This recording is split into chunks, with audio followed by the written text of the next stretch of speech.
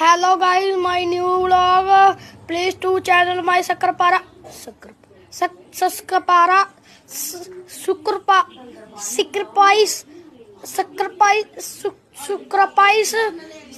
এই ভাত কোথায়? টেবিলে। পানি কোথায়? জগে। আমার লাঠিটা কই? দাঁড়া উঠতেছি তো, খালি ভয় দেখ। নামটা বলবেন? অসভ্য।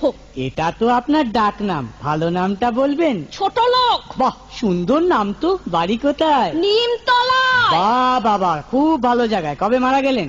কেন, আপনার শ্রাদ্ধের আগের দিন। খুব ভালো দিনে মারা গেছেন। যদি তোমার প্রমোশন হয় তাহলে আমাকে কিন্তু সিঙ্গাপুর নিয়ে যাবে।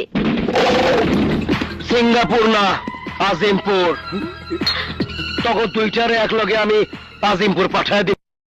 মা, কি দোতলার মেয়েটা না একটা ছেলের সাথে পালাইছে? তো কি হয়েছে? এখন বলবো না যে দোতলার মেয়েটা কত বুদ্ধিমান, ওর মতো হয়ে দেখা পারলে?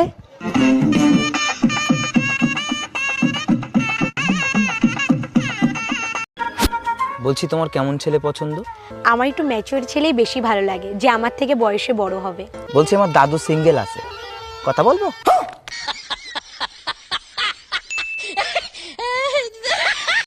আমার আপনারই লাগবো। সকালবেলা নাস্তা না খেয়ে পান দাওয়া খেতে পারবা? হ্যাঁ পারবো। লোকাল বাস উঠতে পারবা? হ্যাঁ পারবো। শপিং না করে থাকতে পারবা? হ্যাঁ পারবো। ঝগড়া না করে থাকতে? আমার রানী একা একা কি করে?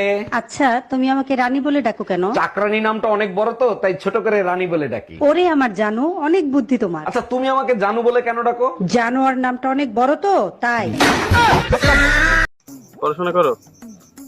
পড়াশোনা করে কি হবে, আমার বাপ ভ্যান চালায়, ভাতটি পাই না খাওয়ার, পড়াশোনা করে কি হবে? আরে স্কুলে যাও না তুমি? না। তোমার বাবা কি করে, ভ্যান চালায়? হয়। তোমরা কয় ভাই বোন? আপনি কোন জেলায় বসবাস করেন? আমি জেল তাই না। জেলে থাকেন না আপনি? না, কোথায় থাকেন? আমি বাড়িতে থাকি। বাড়িতে? আপনার জেলে থাকার কথা বলছি না, বাড়িতে থাকার কথা বলছি না, বলছি কোন জেলায় বসবাস করেন? আমি বউ লাগে থাকি। এই শোনো, তুমি সকালবেলা ঘুম থেকে উঠে কি দোয়া করো? আমি একটাই দোয়া করি, আমার মতো বউ জানি সবার ঘরে ঘরে থাকে। বলো কি, তুমি আমাকে এত ভালোবাসো? আরে না, আমি একা অশান্তি কেন করব, সবাই করুক। কি, আমি অশান্তি করি? আচ্ছা মামি, সমুদ্রের মধ্যে কি থাকে? তাহে মুরগা, তাহে কুত্তা, তাহে ইয়াল, তাহে এসব থাকে? জি। সমুদ্রের মধ্যে বসতাছি না। আমার কপালে প্রেম নাই, নাকি প্রেমের কপালে আমি নাই?